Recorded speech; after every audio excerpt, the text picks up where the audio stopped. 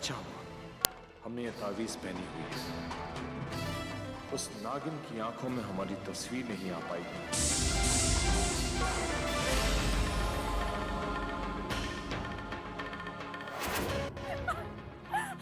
घबराओ मत बेटा, माँ भवानी सब ठीक कर देंगे। देखिए, इनकी हालत बहुत बिगड़ती जा रही है, फौरन ऑपरेशन करना पड़ेगा। आप लोग रुकिए प्लीज।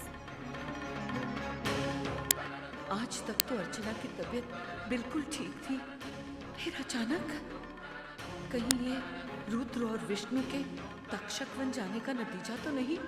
कहीं वहां भी कोई अनहोनी तो नहीं हुई?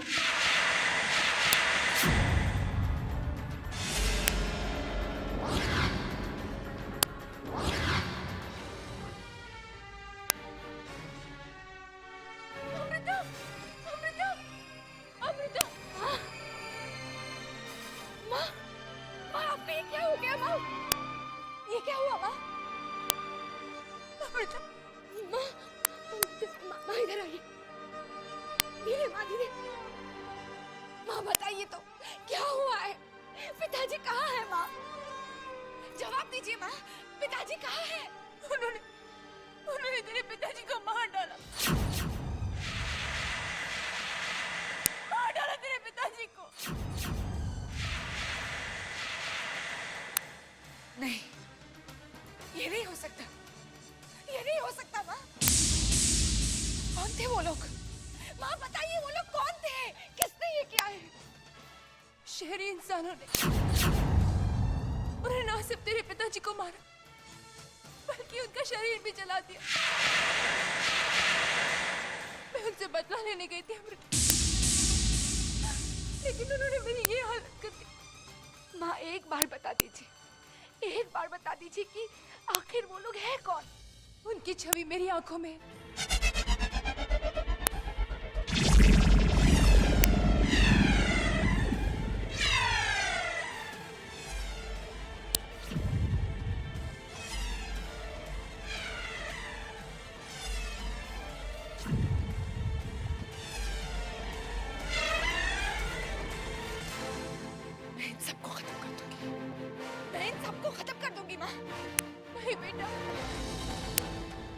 मत रोकिए।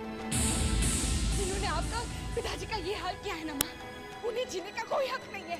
मैं उन्हें नहीं छोड़ूंगी माँ, नहीं छोड़ूंगी मैं उन्हें। माँ बैठिए, अब बैठिए माँ, अब बैठिए। माँ आप ठीक तो है ना माँ? माँ तुम्हें मेरी कसम, तुम ऐसे कुछ मत करना।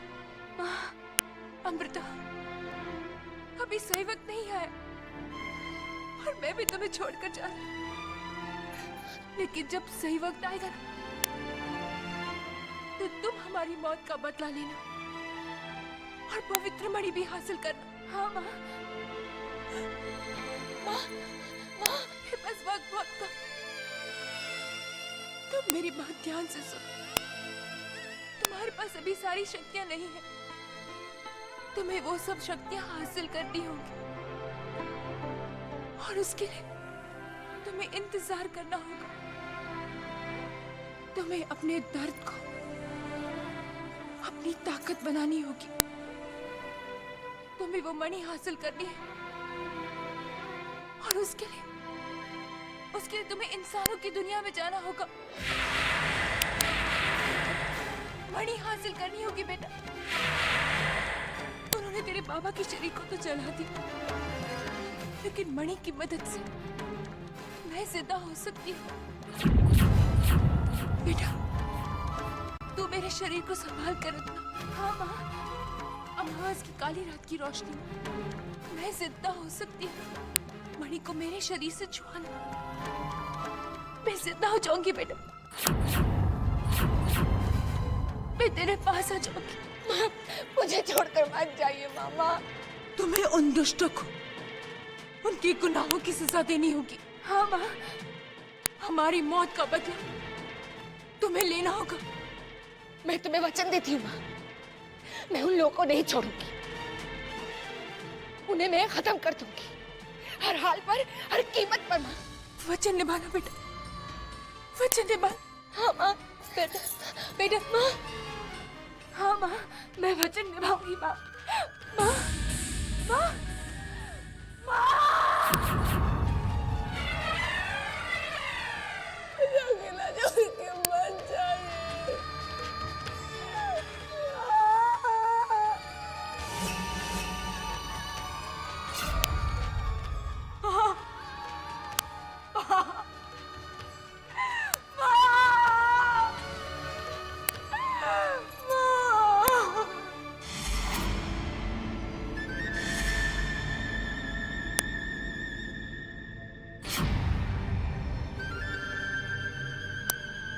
हुकुम, कल रात जो हुआ वो ठीक नहीं हुआ हुकुम। ये नहीं होना चाहिए था। कल रात जो भी हुआ वो नहीं होना चाहिए था। पर इंसान जैसा सोचता है हमेशा वैसा होता नहीं है।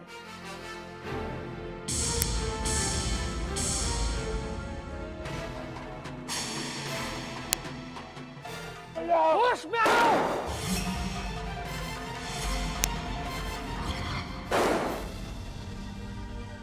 जल्दी करो, हमें जल्द से जल्द यहां से निकल जाना चाहिए। रुद्र, रुद्र, चलो हम जा रहे हैं।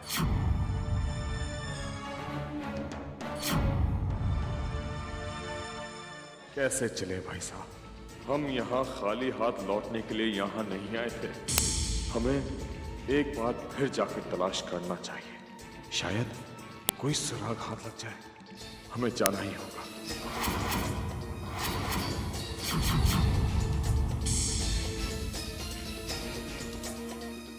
यही सही वक्त है। कोई देखे उससे पहले हम निकल जाते हैं। रुद्र, कहाँ जा रहे हो?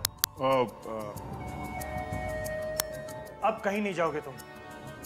हम अभी और इसी वक्त तक्षकवन से जा रहे हैं। हम बाहर आपका इंतजार कर रहे हैं। जल्दी आइए। जी। भाई साहब की बात हम नहीं टाल सकते। अभी तो हम जा रहे हैं, पर जल्दी ही हम वापस आएंगे। हमारी वर्षों की मेहनत हम इतनी आसानी से बर्बाद नहीं होने देंगे। हम नागमणि लेने वापस आएंगे।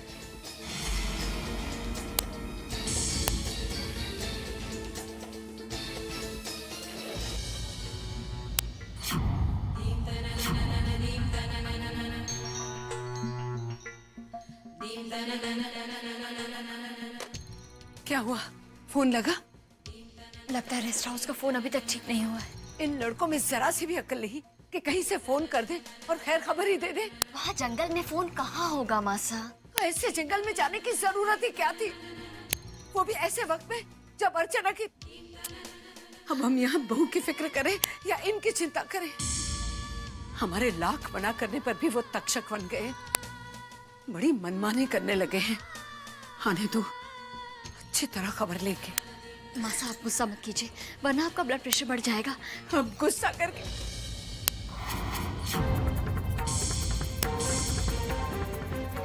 डॉक्टर साहब, हमारी बहू ठीक है ना?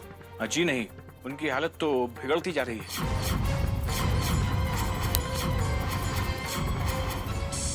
देखिए, हम लोग अपनी तरफ से पूरी कोशिश कर रहे हैं, पर मैं आप लोगों को झूठी दिलासा देना नहीं चाहता। Excuse me. आज तक तो अर्चना की तबीयत बिल्कुल ठीक थी, फिर अचानक कहीं ये रुद्र और विष्णु के तक्षक बन जाने का नतीजा तो नहीं?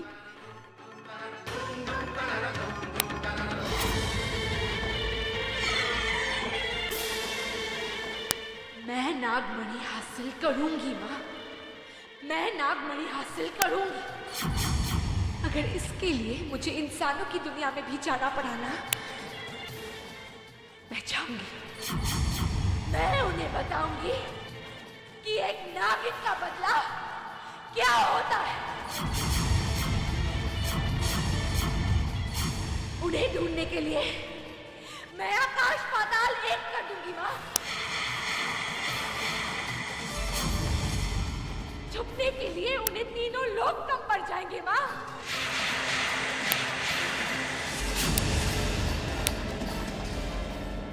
जल्दी करो, हमें अंधेरा होने से पहले इस जंगल से बाहर निकलना है।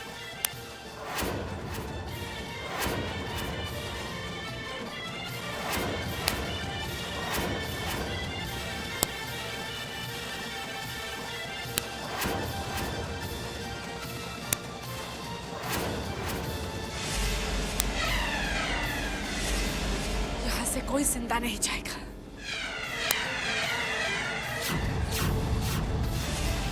भागना चाहते हो तुम लोग, वो भी अपने कर्मों का फल भुगते बिना? मैं ऐसा नहीं होने दूंगी। रुद्र चलो।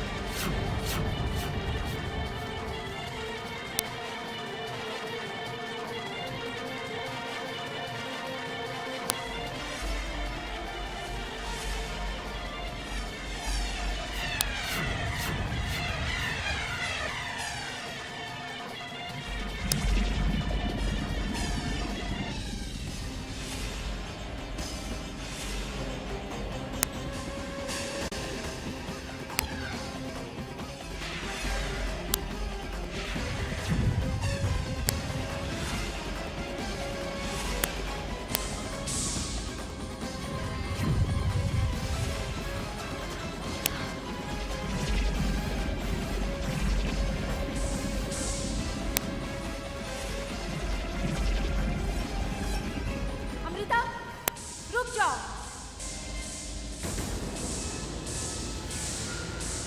संभाल के रणवीर, क्या कर रहा है यार? सॉरी यार। अमृता, अमृता मेरे पास आओ। ये तो विशाखा मौसी की आवाज है। मौसी, आपने मुझे क्यों रोका? क्यों रोका मुझे आपने? क्या आप नहीं जानती? नहीं जानती क्या आप कि इन लोगों ने मेरे पिताजी के साथ क्या किया है? आपकी बहन के साथ क्या किया है? क्यों रोका आपने मुझे मौसी, क्यों? मैं सब जानती हूँ अमृता। देखो, गुस्से में कोई फैसला मत करना। मेरे पास आओ, मेरे पास आओ अमृता।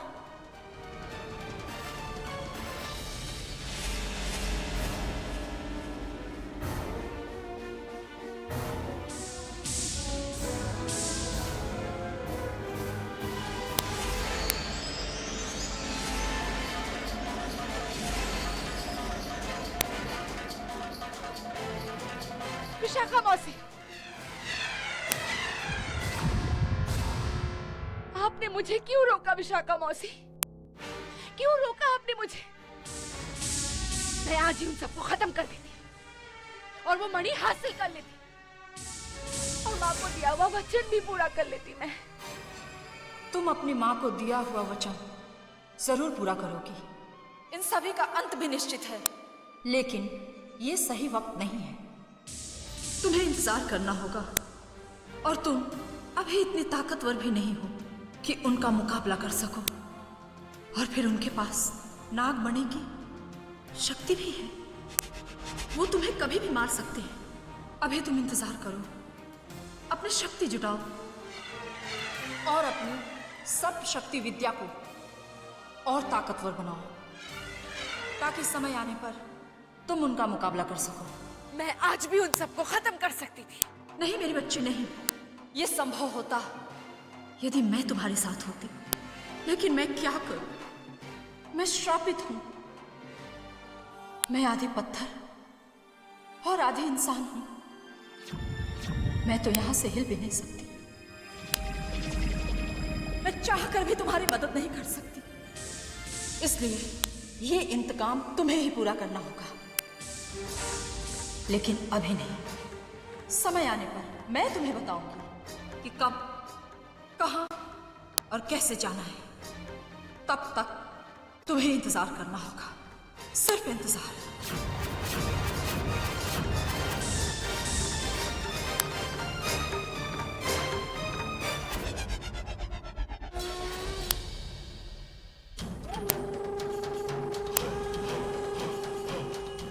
आज तो हम जा रहे हैं खाली हाथ, पर एक दिन नागमणि लेने वापस जरूर आएंगे। हमें नागमणि चाहिए हर हाल में। हमने नागराज से वादा तो कर लिया है, पर इसे निभाएंगे कैसे? नागमणि की रक्षा कैसे करेंगे? कहां छुपाएंगे इसे?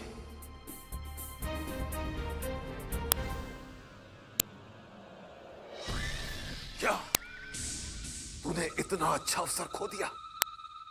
अरे जीवन बीत जाता है इच्छाधारी नाग को खोजने में और नागमणि प्राप्त करने में जीवन बीत जाता है, और तुमने नागमणि हाथ में आने के बाद भी उसे खो दिया। हाँ? हम क्या करें बाबा, क्या करें हम? हमारी किस्मत हमारा साथ नहीं दे रही थी, लेकिन हम हिम्मत नहीं हारे। वो नागराज और नागमणि के बारे में हम बहुत कुछ जानते हैं। हम तक्षक वन जाएंगे और नागमणि हासिल करके लाएंगे। नहीं बच्चा, कभी नहीं। तुम तक्षक वन में कदम भी नहीं रखोगे। क्यों बाबा? क्योंकि तुम उन्हें जितना जानते हो उससे कहीं ज्यादा वो तुम्हें पहचानते हैं। तुम्हारा तक्षक वन में जाने का मतलब है मृत्यु बच्चा, मृत्यु।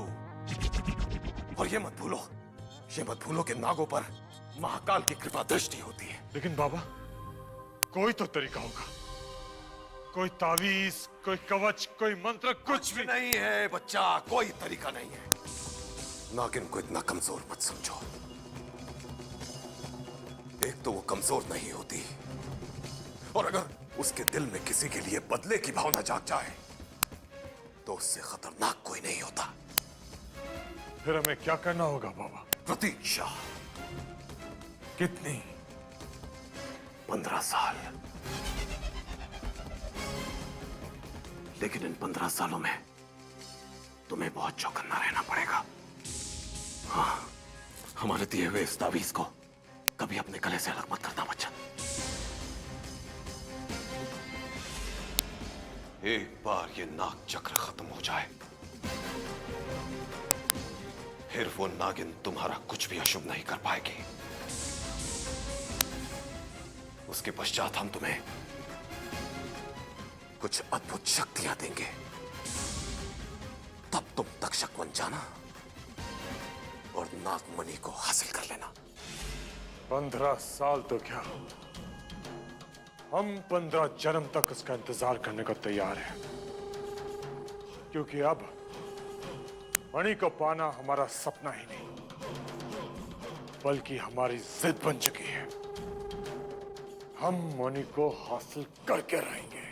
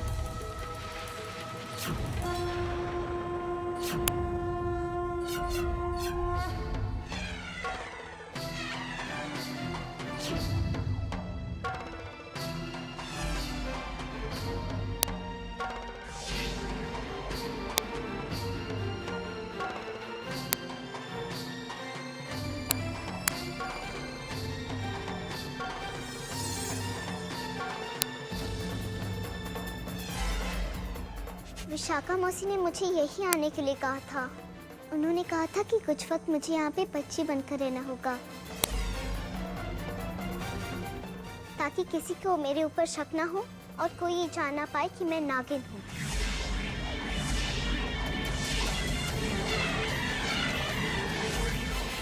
उन्होंने ये कहा था कि यहाँ पे कोई मेरी मदद करेगा।